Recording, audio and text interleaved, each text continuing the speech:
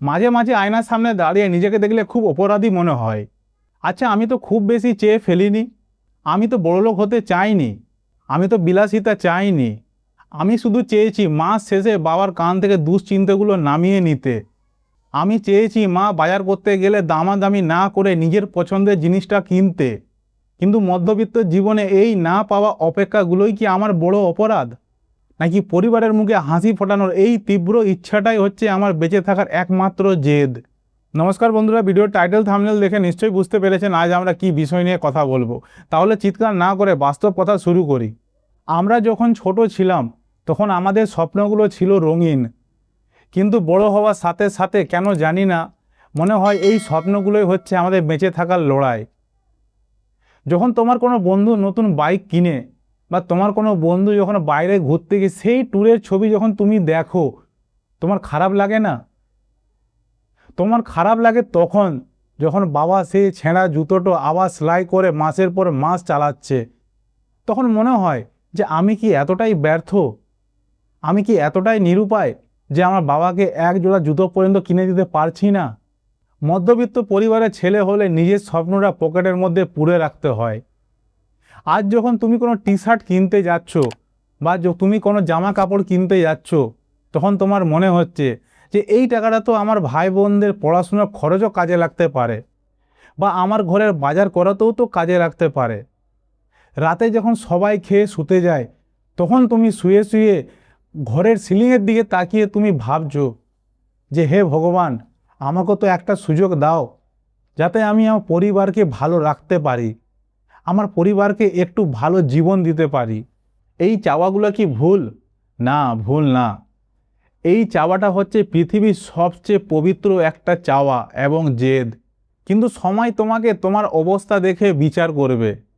তোমার চোখের জল কেউ দেখবে না, দেখবে সময় শুধু তোমার পকেটে টাকা কত আছে, সমাজে তোমার যোগ্য কত আছে।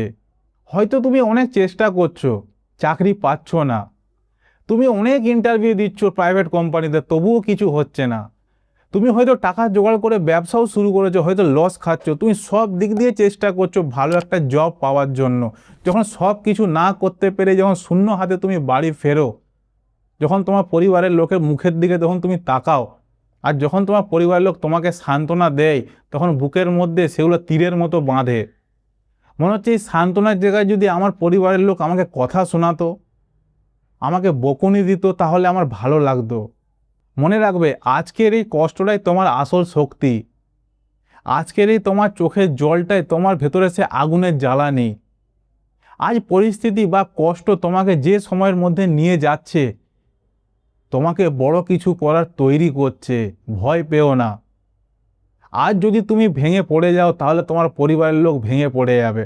কারণ মানুষ, বাবা মা বিশেষ করে, তাদের সন্তানের মধ্যে তারা সব কিছু দেখে।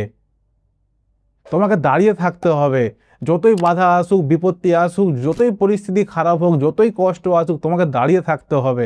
অন্তত মাথায় এইটুকু রাখবে, কারো কথা মনে রাখতে হবে না, শুধু নিজের মা বাবার কষ্টগুলো মনে রাখবে। তোমায় কিভাবে লালন পালন করেছে, তোমায় কিভাবে মানুষ করেছে, তারা কত কিছু ত্যাগ করেছে, এই সব কিছু মাথার মধ্যে রাখবে। আজ তোমার সামর্থ্য নেই বলে কেউ তোমাকে মূল্য দিচ্ছে না, কিন্তু সময় একদিন বদলাবে, এটা আমার কথাটা তুমি মনে রাখবে। সময় একদিন আসবে।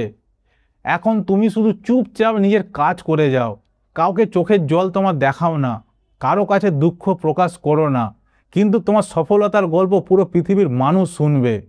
চ্যানেলটা সাবস্ক্রাইব করে জীবন সংঘর্ষ চ্যানেলটাকে সাপোর্ট করবেন। আজ তুমি যেটা চাইছো হয়তো তুমি করতে পারছো না, কিন্তু এইটা নিয়ে তুমি এতটাও ভেঙে পড়ো না যে আমি কেন পাচ্ছি না। দেখো, সব জিনিসের সময় একটা সীমিত আছে, যেটা আমরা কেউ জানি না যে কবে আমরা সে হাতে পাবো। কিন্তু যেদিন তুমি সফলতার গল্পটা বা সফলতার খবরটা যখন তুমি তোমার বাবাকে দিবে, তোমার বাবার চোখের জলটাই হবে সেটা আনন্দের জল, আর তোমার সব পরিশ্রমের ফল তুমি সেদিন পেয়ে যাবে। কিন্তু পরিস্থিতি যেরকমই হোক, কষ্ট যতই আসুক, তুমি একবারও পিছনে ফিরে তাকাবে না, সামনের দিকে চলে যাবে, এগিয়ে চলে যাবে, রাস্তা নিজে থেকে তৈরি হবে। কারণ সবসময় মনে রাখবে, রাজা সিংহাসন সবসময় একাই চালায়, আর তখন একে একাই থাকতে হয়। জীবনে এমন এমন সময়ে আসবে পরিস্থিতি যখন তোমাকে একা করে দিবে, তুমি কাউকে দেখতে পাবে না। সেই সময়গুলো ভয় পাবে না, সেই সময়গুলো আসে আমাদেরকে তৈরি করতে, না কি আমাদেরকে ভাঙতে। কারণ সব কিছুর একটা পাওয়ার আগে একটা ব্যাপার আছে, কষ্টের ব্যাপার আছে, মানুষ চেনার ব্যাপার আছে, নিজের যোগ্যতা চেনার ব্যাপার আছে। এই সব কিছু ছাড়া আমরা সফল হতে পারবো না। এগুলো আমাদের জীবনে দরকার। এই ভিডিওটা সবার সাথে শেয়ার করো। ভালো থাকবে, সুস্থ থাকবে, আবার দেখা হবে পরের ভিডিওর টপিকে।